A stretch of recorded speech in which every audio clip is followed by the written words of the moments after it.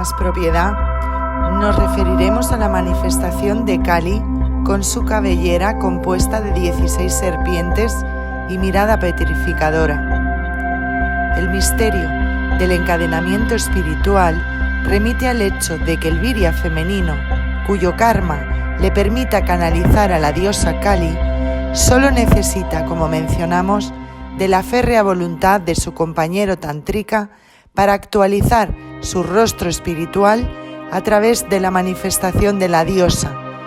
No necesita la elaboración del conocimiento del argumento iniciático, pues el encadenamiento del espíritu femenino se estructura en el transcurso del mencionado segundo acto, alrededor del hecho del identificarse con las formas primordiales, producto de la estructuración de los signos arquetípicos referidos a las runas del símbolo del origen, en que él confundidamente la busca.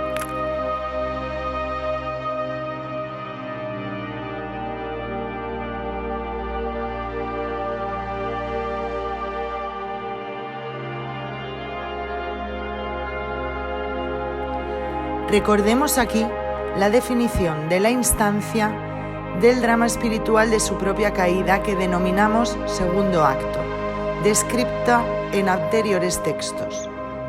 La esencia de la runa desde el universo, en tanto que infinita, es todo el significado posible.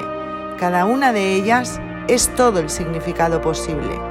Todo lo infinito posee todo el significado posible, por el hecho de ser infinito, por lo que en un primer acto, la instancia infinita de la visión del espíritu masculino a través del único punto con que mantenía la visión de ella, resultó en punto débil, pues al observar el ser de ella en las runas del símbolo del origen, sostenido por los siddhas traidores, fuera del Vultus Spiritus, protagonizó su propia reversión al ir al encuentro absoluto con ella, con lo que solo consiguió generar un reflejo de sí, atrapado entre las opacas imágenes que, como héroes del pasado, constituye en el laberinto de las formas del principio que se refieren a ella, mas no son su presencia.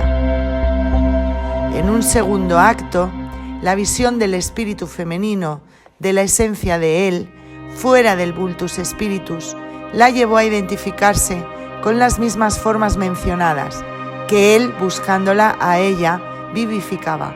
Así ella se lanza al encuentro absoluto con él, generando igualmente un reflejo de sí, a partir de las mismas formas, ahora confirmadas por él. De acuerdo con esta descripción, podemos comprender el hecho de que el rostro espiritual es aquel que corresponde al primer instante del tiempo recargado, perfecta imitación del rostro increado, que como sol negro se encuentra rodeado de tentáculos cual erizo primordial. La mirada del sol negro femenino es la que petrifica o estabiliza al iniciado en las pétreas formas arquetípicas del inicio del tiempo.